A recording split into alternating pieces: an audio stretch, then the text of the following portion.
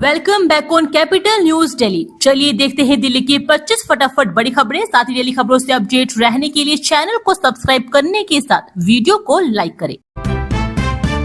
दिल्ली सरकार ने बिजली फ्री बस यात्रा पर सब्सिडी बढ़ाया। आईटी खर्च में से कटौती से बड़ी मुश्किलें। दिल्ली सरकार ने संशोधित बजट अनुमानों में महिलाओं की मुफ्त बस यात्रा और बिजली सब्सिडी के लिए आवंटन बढ़ाया है। बिजली सब्सिडी 3,849 करोड़ से 4,200 करोड़ हुई है, जबकि महिला बस यात्रा सब्सिडी 440 करोड़ से 670 करोड़ हो गई है। इसके विपरीत आईटी परियोजनाओं के फंड में भारी कटौती की गई है। वित्त विभाग द्वारा हाल ही में जारी किए गए रिवाइज्ड एस्टीमेट के आंकड़ों से पता चला है कि बिजली सब्सिडी के लिए खर्च बढ़ाकर लगभग 4,200 करोड़ रुपए कर दिया गया है, जबकि इस साल के लिए बजट एस्टीमेट 3,849 करोड़ रुपए था। यह बदलाव उपभोक्ताओं के नंबर बढ़ने के कारण बिजली सब्सिडी स्कीम के तहत बकाया चुकाने और ज्यादा मांग को पूरा करने के लिए उठाया गया है। दिल्ली में जहां झुग्गी वहीं मकान का सपना होगा साकार। 52,000 से ज्यादा फ्लैट का डीडीए करेगा अगले 2 साल में निर्माण। दिल्ली आर्थिक सर्वेक्षण 2025-26 रिपोर्ट के अनुसार राजधानी में जहां झुग्गी वहीं मकान योजना के तहत 52,584 फ्लैटों का निर्माण किया जाएगा। अब तक 24,524 फ्लैट बन चुके हैं, जबकि 28,060 निर्माणाधीन है। कुल परियोजना लागत 2,750.91 करोड़ रुपए है। दिल्ली की स्काईलाइन अब सिर्फ ऊंची इमारतों की नहीं बल्कि किफायती सम्मान की पहचान बनने वाली है। दिल्ली आर्थिक सर्वेक्षण 2025-26 की रिपोर्ट ने साफ कर दिया है कि राजधानी में जहां झुग्गी वहीं मकान का सपना अब फाइलों से निकलकर धरातल पर कंक्रीट का आकार ले चुका है। इस रिपोर्ट के अनुसार केंद्र सरकार द्वारा स्वीकृत अनेक आवास परियोजनाओं के तहत कुल 2,750.91 करोड़ रुपए की लागत 52,584 फ्लैटों का निर्माण कार्य किया जाएगा। अब तक 24,524 फ्लैटों का निर्माण किया जा चुका है। 28,060 फ्लैटों का निर्माण कार्य विभिन्न चरणों के तहत किया जा रहा है। प्रवासी मजदूर और छात्रों को उपलब्ध होगा छोटा सिलेंडर। आधार कार्ड दिखाने पर मिलेगा नोटिफिकेशन जल्द।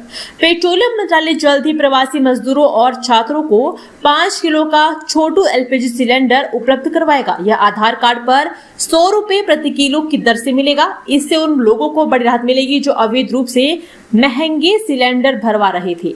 इसकी अधिसूचना 1-2 दिन में आने की उम्मीद है। मामले से जुड़े राष्ट्रीय स्तर के गैस वितरकों के एसोसिएशन के एक पदाधिकारी ने बताया है कि पेट्रोलियम मंत्रालय तथा तेल कंपनियों के साथ शनिवार को बेवीनार में महानगरों में रहते प्रवासी लोगों तथा छात्रों को हुई दिक्कतों पर चर्चा हुई है, जिसमें तय हुआ है कि उन्हें छोटू सिलेंडर की आपूर्ति बहाल की जाए। साथ ही गली मोहल्लों में अवैध रूप से छोटे सिलेंडरों की रिफिलिंग करते दुकानदारों के विरुद्ध अभियान भी चलाया जाएगा। दिल्ली में हनुमान जयंती की धूम। 1,000 से अधिक जगहों पर होगा आयोजन। सीएम से सार्वजनिक अवकाश की मांग। दिल्ली में 2 अप्रैल को हनुमान जयंती मनाने की तैयारियां तेज है, जिसमें 1,000 से अधिक भव्य आयोजन होंगे। कनॉट प्लेस स्थित प्राचीन हनुमान मंदिर के महासचिव ने उपराज्यपाल और मुख्यमंत्री से इस दिन सार्वजनिक अवकाश घोषित करने की मांग की है। हनुमान भक्तों में 2 अप्रैल को हनुमान जयंती मनाने को लेकर तैयारियां तेज है। मध्य दिल्ली व नई दिल्ली की गलियों में स्थित स्थानीय मंदिरों से लेकर दिल्ली के प्रमुख मंदिरों में अभी से उत्साह का माहौल है।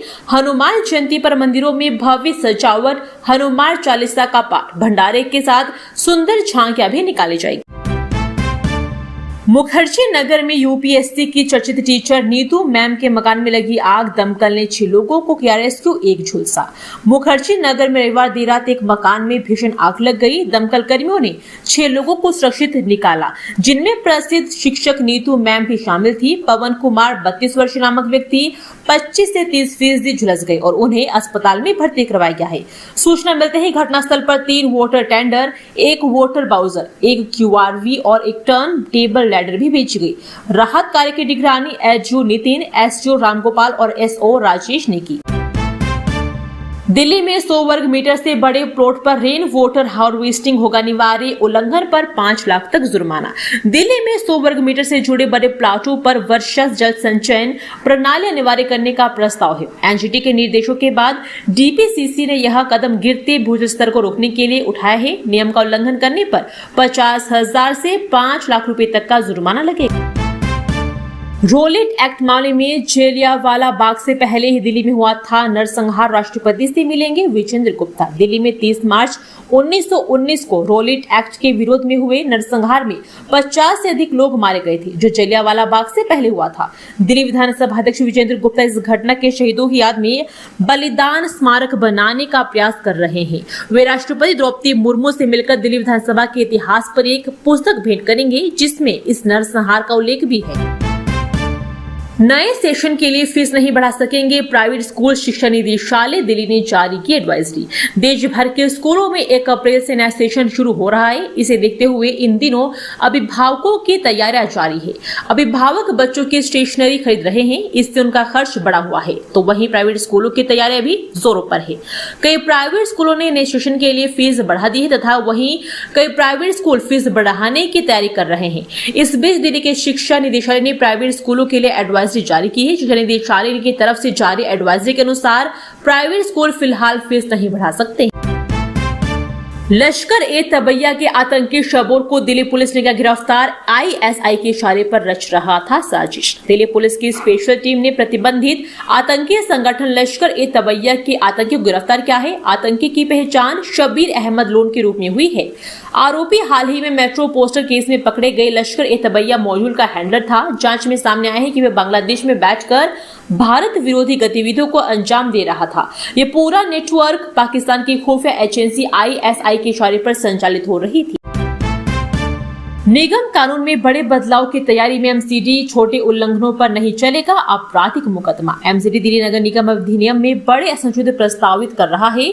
इसका उद्देश्य छोटे उल्लंघनों पर अपराध की श्रेणी से बाहर कर ईज ऑफ लिविंग और ईज ऑफ डूइंग बिजनेस को बढ़ावा देना है। अब छोटे मामलों में बिजनेस कारावास की जगह तर्कसंगत आर्थिक दंड का प्रावधान होगा, जिससे नागरिकों और व्यापारों को अनावश्यक कानूनी उलझनों और बोझ से मुक्ति मिलेगी। दिल्ली नगर निगम द्वारा जारी एक बयान के मुताबिक दिल्ली नगर निगम अधिनियम 1957 में बड़े संशोधन और सुधार प्रस्तावित किए गए हैं, जिनके अनुसार छोटे छोटे नियमों के उल्लंघनों को अपराधों की श्रेणी से बाहर कर नागरिक अनुकूल व्यवस्था को मजबूत किया जाएगा। ईएमआई के नाम पर वसूली और मारपीट। दिल्ली पुलिस ने बेनकाब किया फर्जी रिकवरी एजेंटों का गिरोह। कैसे हुआ खुलासा? दिल्ली के पूर्वी जिले के शकरपुर पुलिस स्टेशन ने बैंक के फर्जी वसूली एजेंट बनकर सड़क किनारे जबरन वसूली करने वाले एक संगठित गिरोह का भांडाफोड़ किया है। गिरोह ने इस मोबाइल ऐप का इस्तेमाल करके उन वाहनों की पहचान की जिन पर ईएमआई बकाया थी। पुलिस ने गिरोह के 4 सदस्यों को गिरफ्तार करते हुए इनके कब्जे से 5 मोबाइल फोन और एक कार भी बरामद की। सोनिया गांधी की तबियत को लेकर आया अपडेट। सर गंगाराम अस्पताल की डॉक्टरों ने दी अहम जानकारी। कांग्रेस संसदीय दल के अध्यक्ष और वरिष्ठ नेता सोनिया गांधी की स्वास्थ्य स्थिति को लेकर सर गंगाराम अस्पताल ने नया अपडेट जारी किया है। सर गंगाराम अस्पताल के चेयरमैन डॉक्टर अजय स्वरूप के अनुसार सोनिया गांधी के स्वास्थ्य में बहुत अच्छा सुधार हुआ है और उनकी स्थिति पूरी तरह से सामान्य है। उन्हें अभी भी IV एंटीबायोटिक्स दी जा रही है और कुछ दिन और तक जारी रखेंगे। करदाताओं के लिए आखिरी मौका। इस दिन तक सुनियो योजना बिना ब्याज जुर्माने के चुकाए प्रॉपर्टी टैक्स। अगर राजधानी दिल्ली में आपकी संपत्ति है और अब तक आपने अपने बकाया संपत्ति कर का भुगतान नहीं किया है तो जल्दी करें, क्योंकि बिना ब्याज जुर्माने के संपत्ति कर जमा करने का यह आखिरी मौका है। दिल्ली नगर निगम की संपत्ति कर योजना सोनियो के तहत बिना ब्याज जुर्माने के कर जमा करने की अंतिम तारीख 31 मार्च की समाप्त हो रही है। ऐसे में निगम ने सभी योग्य संपत्ति मालिकों और कब्जाधारों से अपील की है कि वे इस अवसर का पूरा लाभ उठाएं और अपने बकाया कर का निपटान समय रहते करें। दिल्ली मेरठ एक्सप्रेसवे के लिए ट्रैफिक एडवाइजरी अगले 3 महीने में इस समय जानने से बचे। दिल्ली ट्रैफिक पुलिस ने दिल्ली मेरठ एक्सप्रेसवे के लिए ट्रैफिक एडवाइजरी जारी की है। एक्सप्रेसवे पर अगले 3 महीनों के लिए मेंटेनेंस कार्य चल रहा है। इस कारण यहाँ यातायात प्रभावित रहेगा। National highway authority of India द्वारा कराए जा रहे इस कार्य के चलते एक्सप्रेसवे पर पीक आवर्स में जाम की स्थिति रह सकती है। दिल्ली पुलिस की एडवाइजरी के अनुसार मेंटेनेंस कार्य 30 जून 2026 तक चलेगा। शाम 5 बजे से रात 11 बजे तक ट्रैफिक पर सबसे ज्यादा असर पड़ सकता है। इस दौरान वाहनों की रफ्तार धीमी रहने और जाम की स्थिति बन सकती है। फिलहाल एक कैरिजवे पर मेंटेनेंस चल रहा है, लेकिन जल्द ही दोनों कैरिजवे पर काम किया जाएगा। गुरुग्राम को बड़ी सौगात, बनेगा जिले का पहला विशेष पावर लिफ्टिंग सेंटर। गुरुग्राम के दौलताबाद स्थित राजीव गांधी स्टेडियम अब विशेष खिलाड़ियों के लिए एक नए खेल हब के रूप में उभरने जा रहा है। करीब 15 लाख रुपए की लागत से यहाँ जिले का पहला स्पेशल पावर लिफ्टिंग सेंटर तैयार होगा, जिसे नेशनल सेंटर के रूप में विकसित करने की योजना है। इस सेंटर में इंडोर ट्रेनिंग की आधुनिक सुविधाएं, एडवांस इक्विपमेंट और प्रोफेशनल माहौल उपलब्ध करवाया जाएगा। इससे खिलाड़ियों को उच्च स्तर की तैयारी का अवसर मिले। फ्री सुविधाओं से बड़ा सब्सिडी का खर्च, दिल्ली सरकार ने आईटी प्रोजेक्ट्स के बजट में की भारी कटौती। दिल्ली सरकार का बिजली सब्सिडी और महिलाओं की फ्री बस यात्रा योजना पर खर्च 2025-26 में काफी बढ़ गया है। वहीं महत्वाकांक्षी आईटी प्रोजेक्ट्स के बजट में भारी कटौती की गई है। यह खुलासा वित्त विभाग की ओर से जारी संशोधित अनुमान में हुआ है। आंकड़ों के मुताबिक बिजली सब्सिडी का बजट बढ़ाकर करीब 4,200 करोड़ रुपए कर दिया गया है, जो पहले बजट अनुमान में 3,849 करोड़ रुपए था। यह बढ़ोतरी बकाया भुगतान निपटाने और बढ़ते उपभोक्ताओं के कारण बड़ी मांग को पूरा करने के लिए की गई। महिला सुरक्षा पर फोकस, निर्भया फंड किस प्रकार आरआरटीसी स्टेशनों पर सीसीटीवी और ई ऑटो को सशक्त बना रहा। दिल्ली, गाजियाबाद, मेरठ आरआरटीसी कॉरिडोर पर महिलाओं की सुरक्षा को बड़े मजबूत करने के लिए निर्भया फंड के तहत national capital region transport corporation ने कई अहम कदम उठाए हैं। इसके तहत नमो भारत स्टेशनों के बाहर 250 सीसीटीवी कैमरे लगाए जा रहे हैं और सभी स्टेशनों के आसपास एलईडी स्ट्रीट लाइटें भी लग रही है, ताकि कोई भी एरिया अंधेरे में न रहे और यात्रियों, खासकर महिलाओं की सुरक्षा सुनिश्चित हो सके। हेरिटेज साइट्स पर रिपोर्ट पेश नहीं करने पर एएसआई के डीजी को नोटिस, एनटीएमसी एमसीडी को भी सख्त निर्देश। सुप्रीम कोर्ट ने एएसआई के डीजीओ को कारण बताओ नोटिस जारी किया है कि उन्होंने दिल्ली के 173 हेरिटेज स्मारकों के संरक्षण से संबंधित हलफनामा दाखिल नहीं किया है। अदालत ने निर्देश दिया है कि वे अगली सुनवाई पर व्यक्तिगत रूप से उपस्थित हो और जवाब दाखिल करें। जस्टिस अहमदुद्दीन अमानतुल्लाह की अगुवाई वाली बेंच इस मामले की सुनवाई कर रही थी। यह याचिका राजीव सूरी ने दायर की है। यह मामला मूल रूप से लोधी काल के स्मारक शेख अली की गुमटी संबंधित था, जिसे बाद में अन्य संरक्षित ऐतिहासिक इमारतों तक एक्सटेंड कर दिया गया। 24/7 पानी सप्लाई के लिए बड़े हिस्से की होगी स्टडी, डीजेबी कर रहा है तैयारी। दिल्ली के 66.8% हिस्से में 24 घंटे पानी सप्लाई के लिए दिल्ली जल बोर्ड ने नेट रेवेन्यू वाटर सप्लाई का स्टडी प्लान तैयार किया है। इसके कच्चे जल स्रोतों और आवरण का आकलन किया जाएगा। जल बोर्ड के जिन वाटर ट्रीटमेंट प्लांटों से पानी सप्लाई होती है, उनकी एक इन्वेंटरी भी तैयार की जाएगी, ताकि यह पता चल सके कि प्लांटों की वास्तविक ट्रीटमेंट कैपेसिटी कितनी है और भविष्य में जनसंख्या बढ़ने के बाद दिल्ली में कुल कितने वाटर ट्रीटमेंट प्लांट लगाने होंगे। रेगिस्तान के जहाज से दिल्ली में शराब की सप्लाई, पुलिस से बचने का गजब था तरीका, ऐसे हत्थे चढ़ा आरोपी। दिल्ली पुलिस के दक्षिणी जिला स्पेशल स्टाफ ने अवैध शराब तस्करों के एक अनोखे नेटवर्क का भांडाफोड़ करते हुए एक आरोपी को गिरफ्तार किया है। खास बात यह है कि तस्करी के लिए ऊंटों का इस्तेमाल किया जा रहा था, ताकि पुलिस चेकिंग से बचा सके। पुलिस को 29-30 मार्च की रात गुप्त सूचना मिली कि फरीदाबाद से संगम विहार के जंगल रास्तों के जरिए दिल्ली में अवैध शराब लाई जा रही है। इसके बाद स्पेशल स्टाफ ने तुरंत कार्रवाई करते हुए संगम विहार के जंगल क्षेत्र में जाल बिछाया। आरोपी को उस समय पकड़ लिया जब वह 2 ऊंटों के जरिए शराब की खेप लेकर जा रहा था।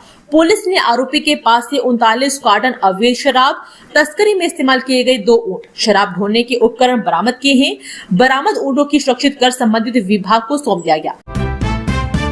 प्रतिष्ठा से मौन नहीं रखना चाहिए, अनिरुद्धाचार्य के मामले में दिल्ली हाईकोर्ट की सख्त टिप्पणी। दिल्ली हाईकोर्ट ने धार्मिक उपदेशक अनिरुद्धाचार्य की याचिका पर सुनवाई करते हुए महत्वपूर्ण टिप्पणी की। कोर्ट ने कहा कि कोई भी व्यक्ति अपनी प्रतिष्ठा से बंधा नहीं रह सकता और उसे आलोचना से ऊपर होना चाहिए।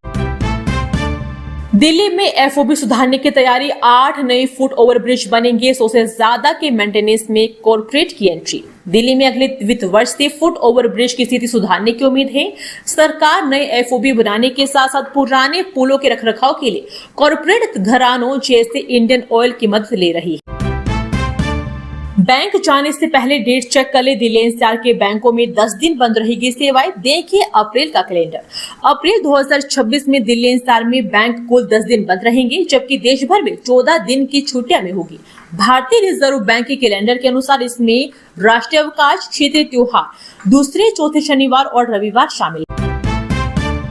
दिल्ली के द्वारका में दो पक्षों में चाकूबाजी, एक की मौत, वारदात को सांप्रदायिक रंग देने की कोशिश। दक्षिण पश्चिम दिल्ली के द्वारका जिले के मधु विहार में चाकूबाजी की घटना में 4 लोग घायल हो गए, जिनमें से एक की मौत हो गई, 3 अन्य का इलाज जारी है।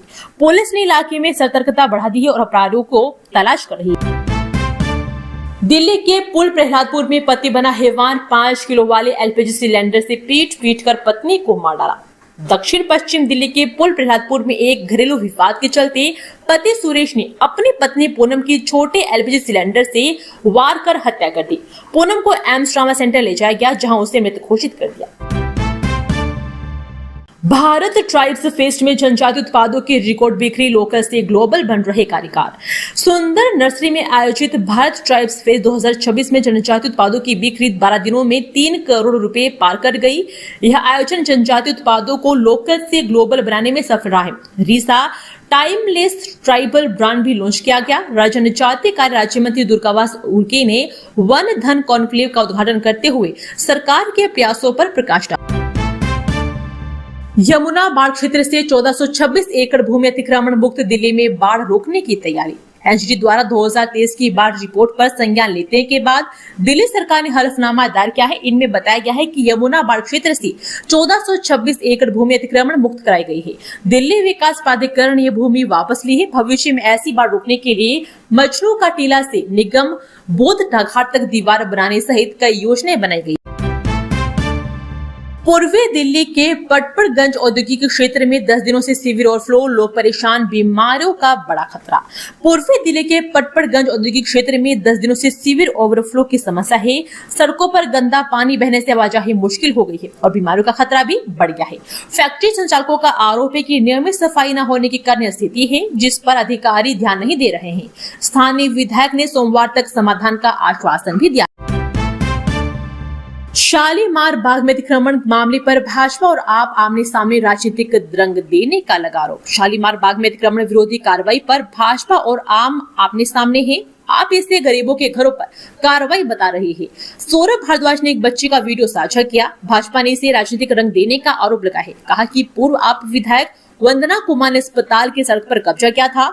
भाजपा ने आप पर भ्रम फैलाने का आरोप लगाया। दिल्ली के 72 वार्ड की खत्म होगी कूड़े की समस्या, 7 साल के लिए दिया जाएगा टेंडर। दिल्ली के 72 वार्डों में 2 साल से चली आ रही कूड़े की समस्या जल्द खत्म होगी। एमसीडी ने कूड़ा उठाने वाली एजेंसियों के लिए टेंडर प्रक्रिया पूरी कर ली है।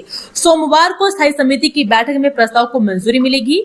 नई नीति के तहत एजेंसियां घर घर से कूड़ा उठाने के साथ साथ ग्रीन वेस्ट और नालियों की गाद भी साफ करेगी। दोस्तों, वीडियो पसंद आया तो वीडियो को लाइक एवं चैनल को सब्सक्राइब कीजिए और कमेंट करके बताइए कि आप दिल्ली के किस जगह से इस वीडियो को देख रहे हैं। जय हिंद, वंदे मातरम।